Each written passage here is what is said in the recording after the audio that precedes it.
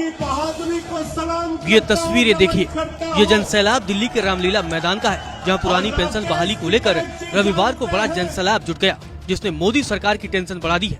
वहीं इस आंदोलन की अगुवाई कर रहे national movement for old pension scheme यानी NMOPS के राष्ट्रीय अध्यक्ष विजय कुमार बंधु ने राहुल गांधी को लेकर बड़ा बयान दे दिया है। विजय बंधु ने बताया कि उन्हें राहुल गांधी से कितनी उम्मीदें हैं।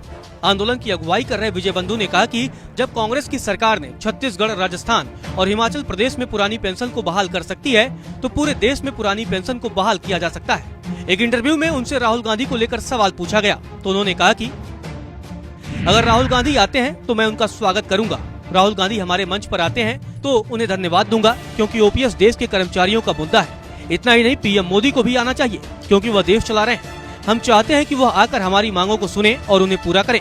राजस्थान, छत्तीसगढ़, झारखंड, पंजाब, हिमाचल प्रदेश जैसे राज्यों में पुरानी पेंशन व्यवस्था बहाल हो सकती है, तो दुनिया में आर्थिक महाशक्ति के रूप में उभरने वाला भारत अपने कर्मचारियों को पेंशन क्यों नहीं दे सकता। 2024 लोकसभा चुनाव से पहले विजय बंधु ने मोदी सरकार की मुश्किलें बढ़ाते हुए कहा कि अगर OPS लागू नहीं होता है तो वोट की चोट से उसे हासिल किया जाएगा। उन्होंने मोदी सरकार को चेतावनी देते हुए कहा कि अगर सरकार पुरानी पेंशन लागू नहीं करती है तो इससे कई गुना अधिक तैयारी है। विजय बंधु ने सरकार की NPS योजना पर भी सवाल खड़े किए और कहा कि यह महज एक स्कीम है। इसके अलावा उन्होंने मोदी सरकार पर आरोप लगाते हुए कहा कि रविवार को रैली के दौरान सरकार ने काफी परेशान किया और 3 बार लाइट काटी। मोदी सरकार पर निशाना साधते हुए विजय बंधु ने कहा कि अगर नेता पेंशन ले सकता है तो अर्धसैनिक बलों को भी पेंशन मिलना चाहिए। वो देश के लिए बलिदान देता है, पेंशन पर उनका अधिकार है। हमारे जवान देश के लिए कुर्बानी देते हैं, तो उन्हें पेंशन से क्यों वंचित कर दिया गया। अग्निवीर योजना वाले कर्मचारियों को न तो OPS मिलेगा और न ही NPS मिलेगा। प्रधानमंत्री राष्ट्रवाद की बड़ी बड़ी बातें करते हैं, सेना पर बात करते हैं, तो उन्हें अर्धसैनिक बलों का पेंशन तुरंत लागू करना चाहिए।